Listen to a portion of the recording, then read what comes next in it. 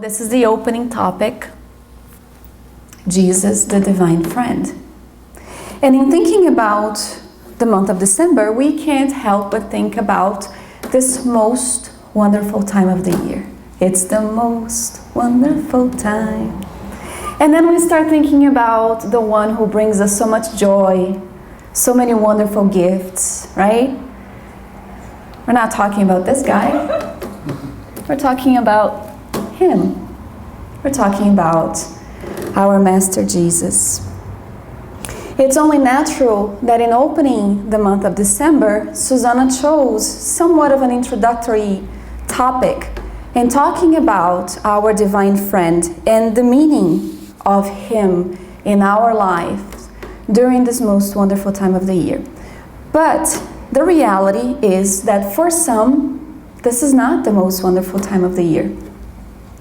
Sometimes the holiday season comes filled with longing, people who miss their family members that are far away, either in other city or other countries. Some people that don't even have a family to call their own, so they find themselves alone during Christmas time. We have those who have lost loved ones, and so Christmas is a reminder that they're no longer physically here among us, and it hurts us to the core. And then we talk about the stress of the holiday season. People thinking that they have the dire need to be buying, purchasing, making up for what it's supposed to be, the holiday season. How then, the question is, can we cope with the reality of what the holiday season means to some of us? Not everybody is lucky to have love in their home, to have a comfortable lifestyle, to have healthy, giggly kids running around the house. So how can some of us cope with this idea? If we are blessed with this, how can we assist those who are not as blessed as we are in seeing the holiday season for what it is? To begin, I'm going to ask you guys, what is the meaning of a friend? Anyone? Someone you support you. Someone who supports and that you can support too. Good. What else? Someone you lend money to. Okay. Someone you can lend money to. Hopefully pay it back.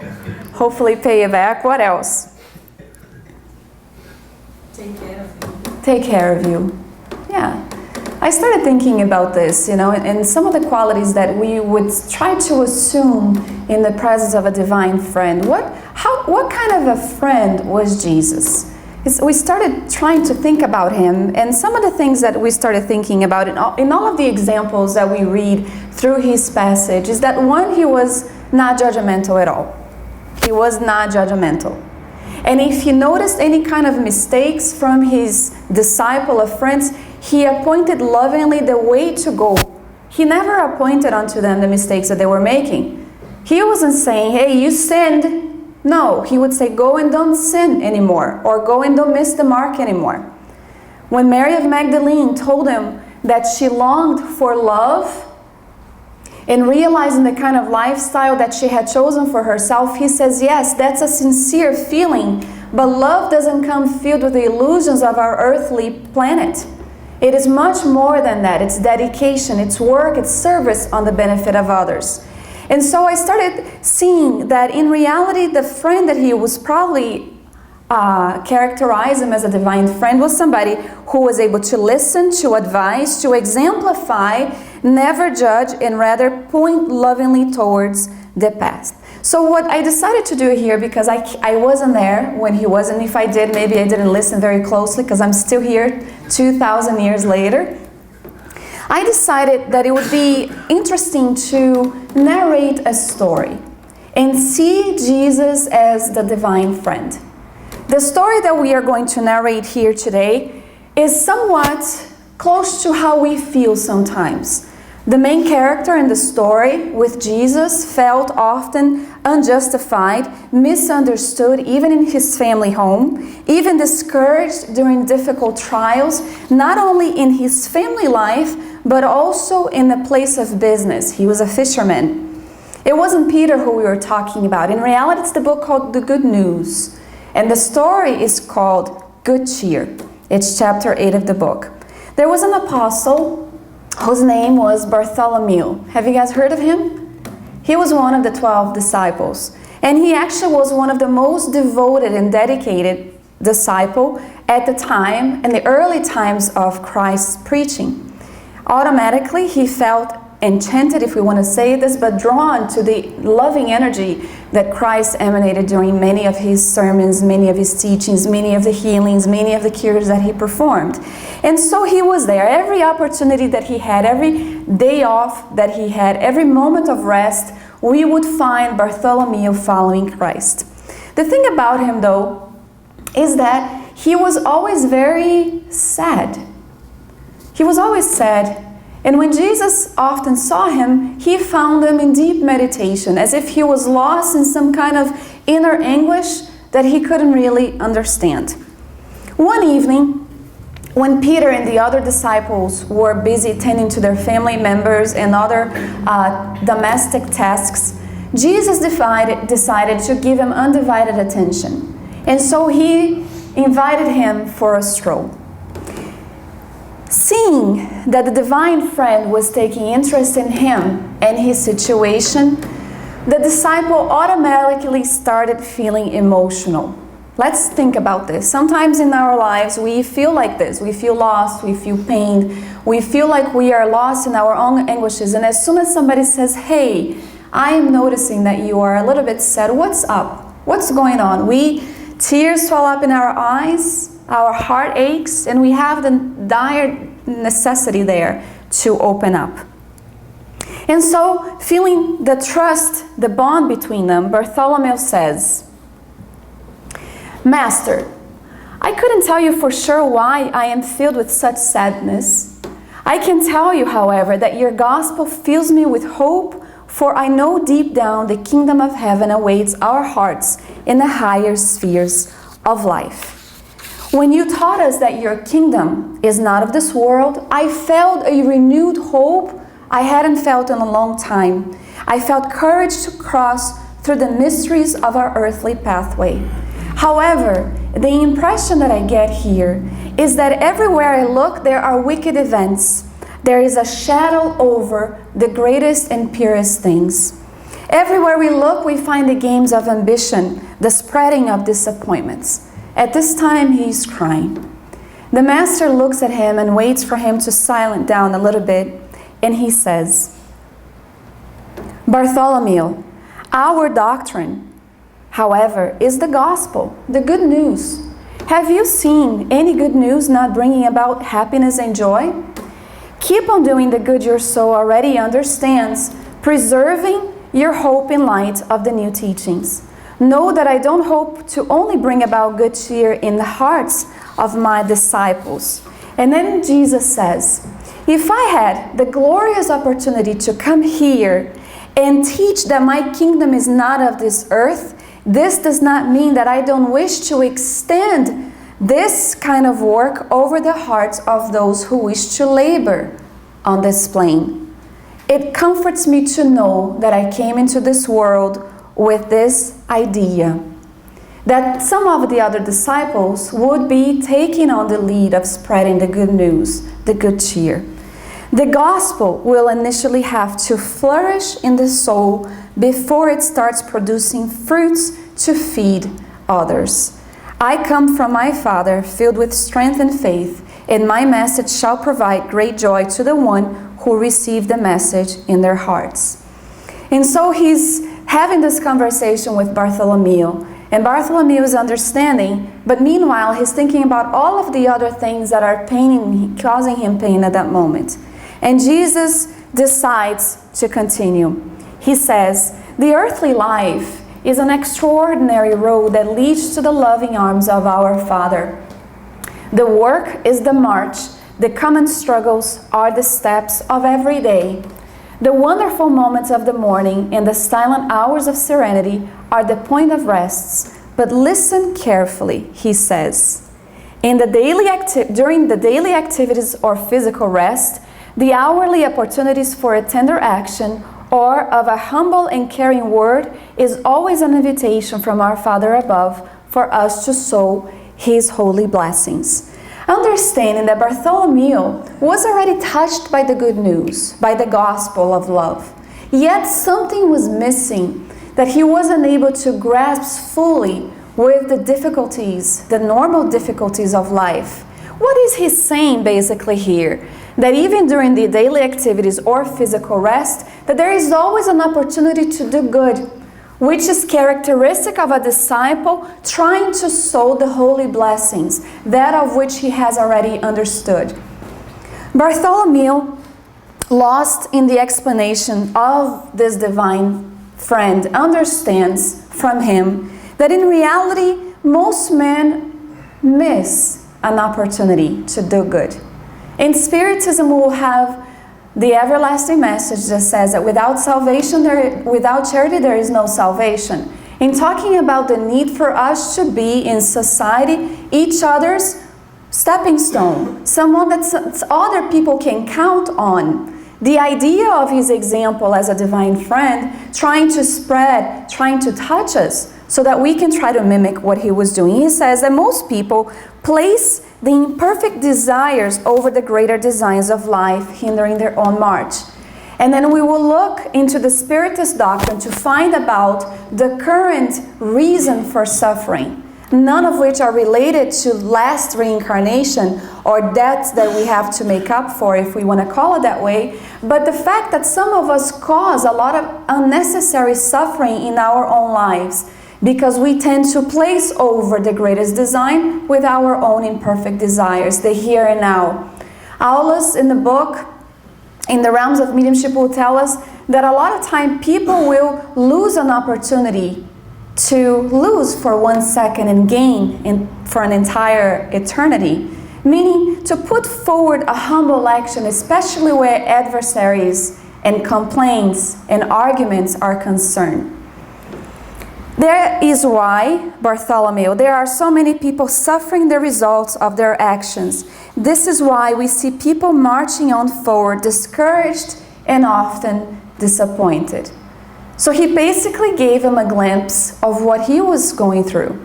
He said, this is why we see people marching forward, disappointed and discouraged.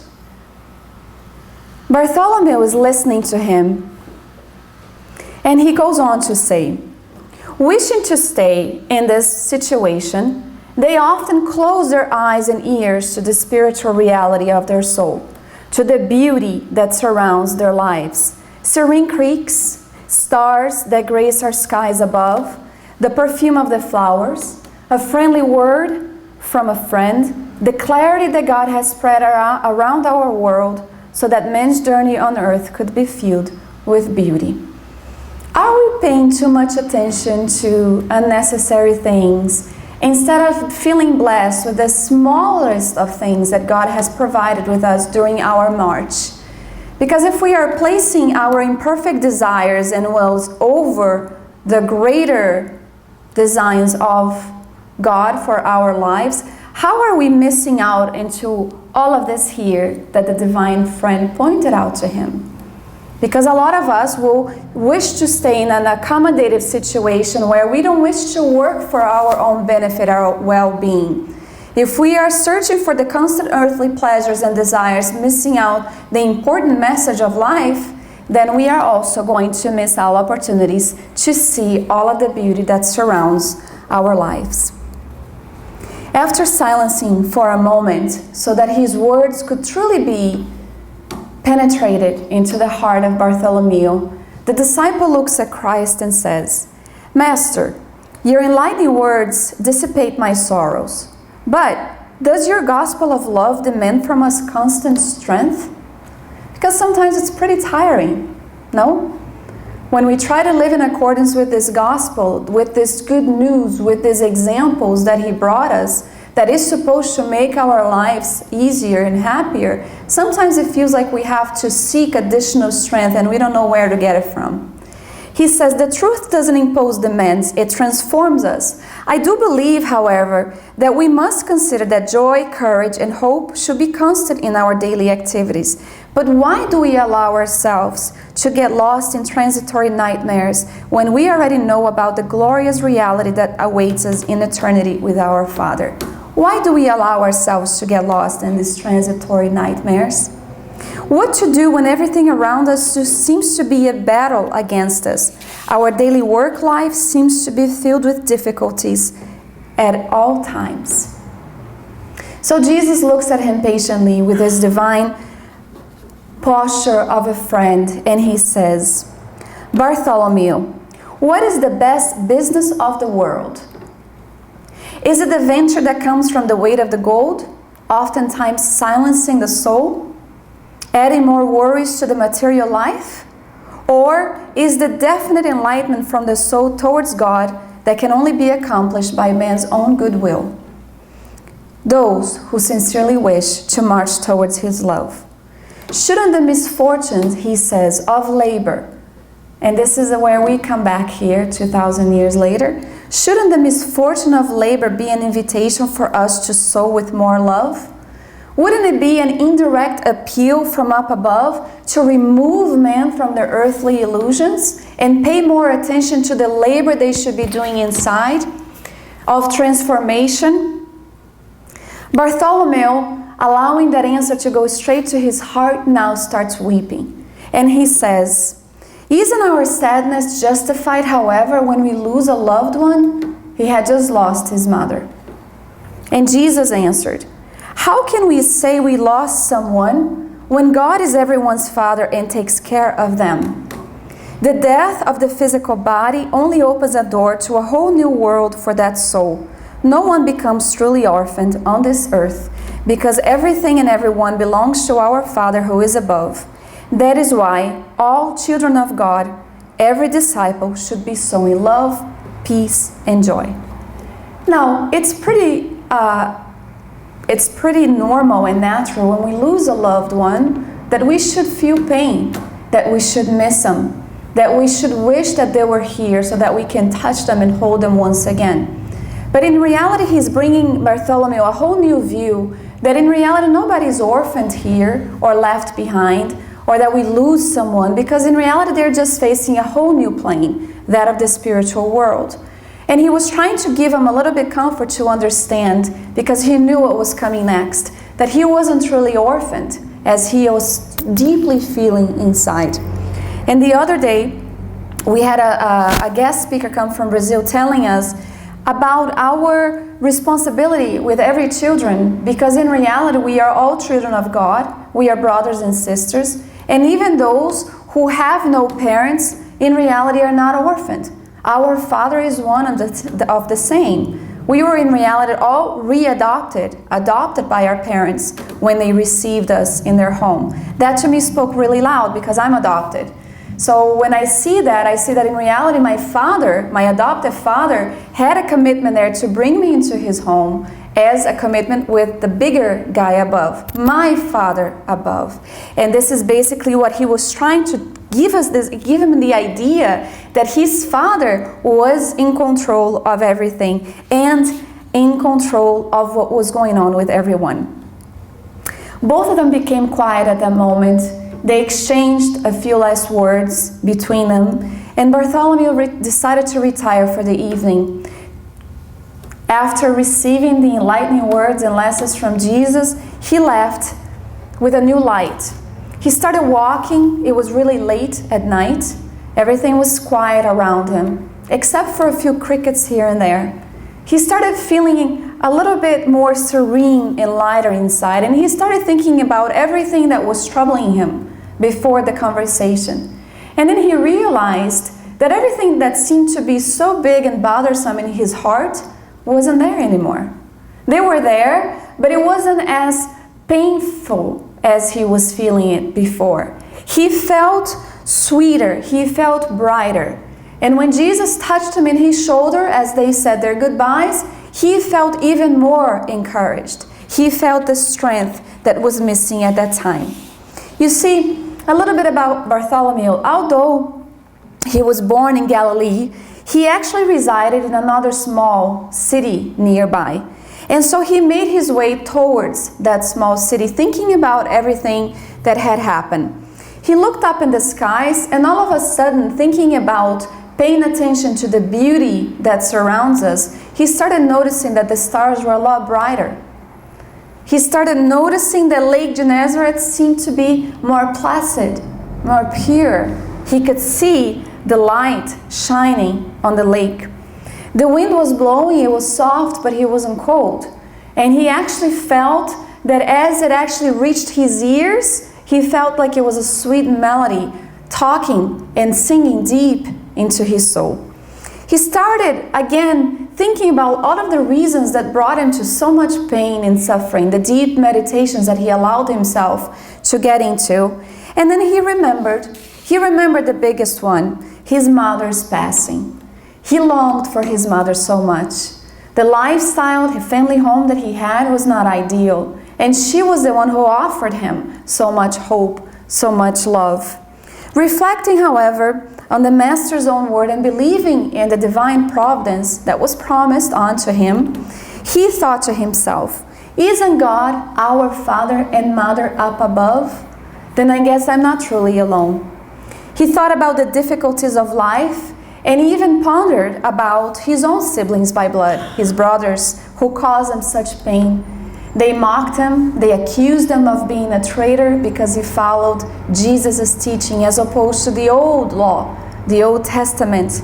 But then he thought, isn't Jesus my own sincere brother before my Father who is in heaven? So I guess I'm not alone with my siblings. I have one who speaks dear to my heart. And then he started thinking about his material troubles. Every material trouble that he had been having. He was a fisherman. And when it came time to allow the fish to be sold to the commercemen, he felt often unjustified with prices. And then he thought, as far as my fishing is concerned, what is the greediness of man compared to the light and kingdom of heaven promised towards those who labor for their own enlightenment? I wish to labor for the edifying of my own heart. And by the time he arrived home, he was even more light. He was lighter. He opened the door before he realized that it was dawn. He could look far, far, far away and see the very first sight of light. And then he thought to himself, there was something that he said to us about the truth and understanding this truth, yet it's something else about internalizing what the truth really means.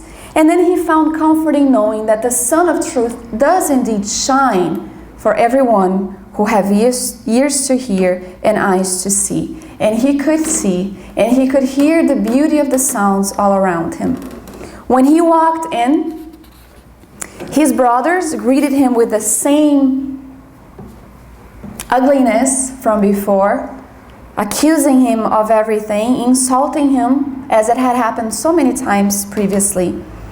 They defended the Old Testament, calling him the so-called traitor. But then he looked at them with a newfound compassion, and he thought to himself, they don't know the gospel of love that I know. They don't understand the joy that has overtaken my own heart. And so instead of harshly reacting to them as he often did, even knowing about this so-called good news, he decided to retire deeper inside the house where he found his father. His father acted much like his sibling. And he was greeted by Bartholomew with the same kindness and compassion. It was only natural that his father reacted that way, he thought. He didn't know the love in Christ, the loving lessons that he had learned from the divine friend. And trying in vain to convey this idea to his family, trying in vain to try to persuade him into this new thinking, this good news, as a characteristic of a Christian who found a jewel that they can't keep for themselves and they wish to show it to everybody else, realizing that he was still misunderstood, he put away all explanation, maintaining that newfound hope and encouragement he received from Christ. After resting a little bit, he decided to get up early morning, grabbing his old fishing nest, walking towards his old boat, he started the day of work. The other fishermen were greeted by him with serenity, as opposed to the previous type of competitiveness that was characteristic of his personality before that encounter. Everyone he encountered, he put forward a good word, trying to establish that connectivity with the good news into the heart of the fishermen. All of a sudden, they started to look at him a little bit different. After all, he started vibrating in a whole nother manner. The lake for him was more beautiful that day. Everybody became more kind, more tolerant around him. And then he started questioning, is everybody else around me more kind, or am I kinder today? Towards the end of the day, that awesome time where he felt encouraged and renewed, he figured, I will go and see the fish buyers. And instead of arguing with them with the unjustified price, the unjust price they were offering, he decided to offer them something that was more invaluable, a word of good news and a word of good cheer. He noticed that he was able to turn all of his anguishes around and turn his troubles into beautiful songs only his soul could hear. The world still remained as it was prior to that talk. The problems, the people, the kind of situations that before would trouble him so much, yet he was transformed inside. And everybody started to look at him a little bit different. They didn't understand what happened. The other disciples, they were overjoyed to see their friend happier, more joyful. No one knew what had happened to him except for Christ, who observed him from afar. Later on that day, much later on, we will find Bartholomew near the gathering of souls who decided to follow Christ to hear yet another lesson.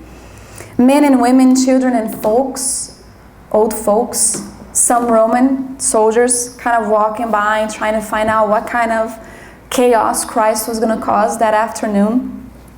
And he began his many lessons. Through the friendly preachings, never an imposing one, but rather an invitational one, Christ started talking to the hearts who were there. He would look at each one in the crowd with the loving eyes that was characteristic of whom he was. At one point, he started saying the Gospel of Matthew, which we will find on chapter 13, verse 44.